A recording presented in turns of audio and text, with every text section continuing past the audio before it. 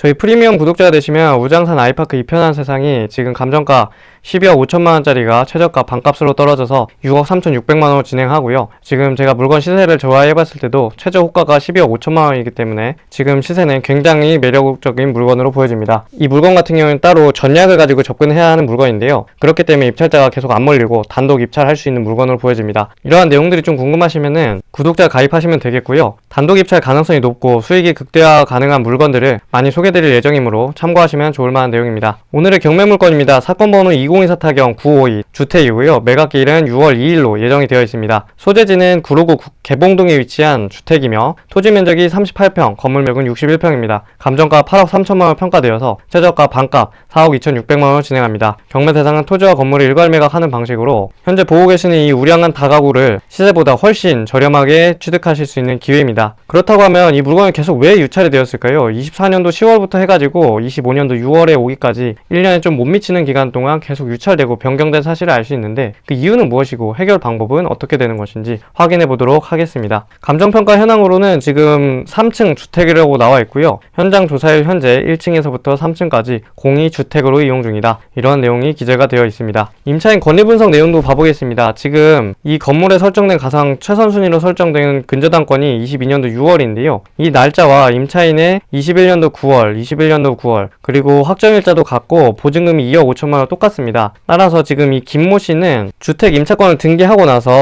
이 주택 임차권을 한국주택금융공사에게 양수한 다음에 한국주택금융공사는 그 지위를 승계하여 권리신고를 하고 배당 요구를 한 사실을 알 수 있는데요. 그렇게 본다고 하시면 지금 김모씨 이분은 지워지고 왜냐하면 임차권 등기를 하고 이사를 해버렸잖아요. 실질적으로 그 임차권은 한국주택금융공사에 양수를 했기 때문에 임차인은 크게 이렇게 두 분이라고 보실 수 있겠습니다. 임차인 이모씨는 지금 전입일자가 이 근저당권자보다 느리기 때문에 대항력이 없어서 신경 쓰지 않으셔도 괜찮겠고요. 나머지 한국주택금융공사가 있는데 전입일자와 확정일자가 모두 근저당권자보다 빠르고요. 그만큼 우선 변제권이 근저당권보다 우선한다는 것이겠죠. 그리고 배당 요구까지 했는지 적법하게 잘 했는지 봐야 하는데 종기일 내에 잘 했기 때문에 대항력은 있지만 2억 5천만원에 대해서 근저당권자보다 먼저 채권을 배당받게 되므로 채권을 배당받고 소멸하는 권리로 보여집니다. 등기부 권리 분석 내용에서는요. 다가구 같은 경우에 건물과 토지를 별도로 보셔야 되는데 토지와 건물이 지금 근저당권에 기해서 모두 말소기준 권리 이하의 권리들은 모두 소멸하고 소유권도 빼앗기는 과정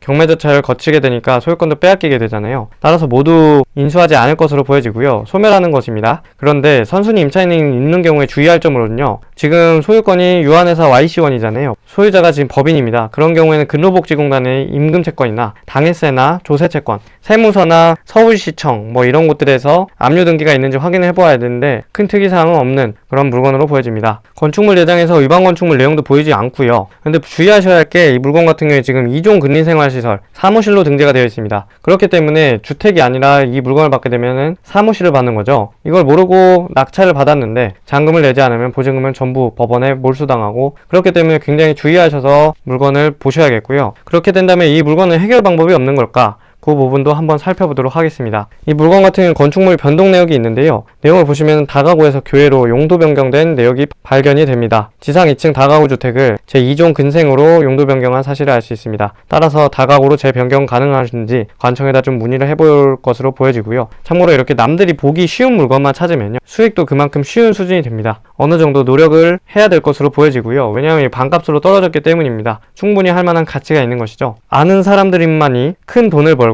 그 유리한 입지에 서서 진행하게 되는 것이지 경매의 기본만 배워놓고 계속 입찰을 했는데 낙찰이 안 된다고 이것은 좀 모순된 이야기이기 때문에 관청에 문의하셔서 꼭 큰 수익까지 안겨 가셨으면 좋겠습니다. 참고사항이고요. 평가가 이루어진 시점은 24년도 2월경입니다. 그 당시에 8억 3,300만원으로 평가된 사실을 알 수 있고요. 건물 외관은 지금 다소 평범한데 코너 입지입니다. 그리고 도로도 접도 요건도 훌륭하고 1층 같은 경우에 방이 3개, 주방 겸 거실, 2층 같은 경우에는 방이 2개, 화장실 하나, 주방 겸 거실, 그리고 휴게실이 별도로 하나 있고요. 3층 같은 경우는 내부 미상으로 하였는데 지금 여기 보시면 이게 판넬조로 좀 보여지거든요. 따라서 혹시 불법 건축물의 위반 사항이 등재되지는 않을지 이런 부분까지 현장 임장에 가셔서 좀 확인하시면 좋겠습니다. 건물 외관이 굉장히 깔끔합니다. 현관문도 깔끔한 것으로 보여지고 건물 내부도 특별히 인테리어 할 것 없이 그냥 낙찰받아서 사용 수익화하면 될 것으로 보여지고요. 현황 조사서에는 각 층, 1층 각 층마다 한 가구의 거주 공간으로 이용되고 있고 사무소는 존재하지 않는다. 이러한 내용이 기재되어 있고 아니고 현황 조사에서는 용도가 주거로 되어 있는데 이 부분 꼭 주의하셔서 보시면 되겠습니다. 주거일지는 모르지만 공부상 주거용 건물이 아니죠. 그 말씀을 드리는 것입니다. 매각 물건 명세서에서 최선순위 설정된 것은 22년도 6월 17일 근저당 건인데 임차인의 전입신고 일자가 아까 보셨던 것 같이 21년도 9월 10일자 있습니다. 이 부분은 아까 전부 다 말씀드렸는 내용이고 제가 매각 물건 명세서라는 공식적인 서류를 통해서 확인한 바 있으므로 빠르게 넘어가도록 하겠습니다. 그리고 이 임차인 같은 경우에는 아까 대학력이 없는 임차인이기 때문에 크게 신경 쓰지 않으셔도 괜찮을 것 같다, 이런 내용을 말씀드렸고, 비고란도 아까 보셨던 내용과 동일한 내용이니 넘어가도록 하겠습니다. 친절하게도 여기는 비고란에 건축물 대장상 주 용도가 사무실이다 그렇게 나와 있기 때문에 이 부분까지 좀 참고하시면 좋겠고요. 간혹 보면 안 적혀져 있는 경우도 있기 때문에 부동산 경매를 하실 때는 필히 서류를 위주로 보시면 되겠습니다. 임차권 등기와 관련된 부분에 대해서는 아까 보셨던 그 2억 5천만 원짜리